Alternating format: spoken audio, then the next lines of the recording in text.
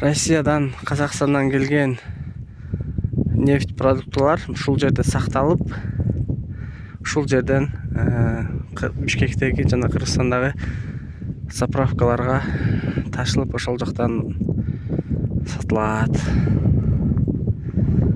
Нефтебаза.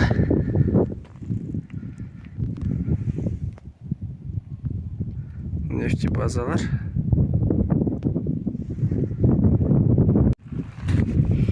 Ассаламу алейкум, урматтуу YouTube көрүүчүлөр.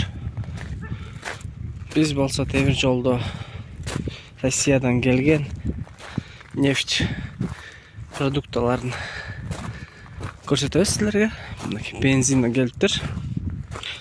Бензин, солярка, мазут жана көптөгөн күйүүчү каражаттар келет. Кыргызстан импорт кылат бардык товарларын баарын. Кыргызстандан бензин чыкпаган себебинен Россиядан Казакстандан алып келишет. Мына дагы бир жолу нефтебаза. Бул Газпром нефтебазасы экен. Бул жерден сактап, анан бөлүштүрүп берет. Сактоочу жай. Мына ушул темир жолдор менен нефть келип, бул жактан сакталат нефтебазага.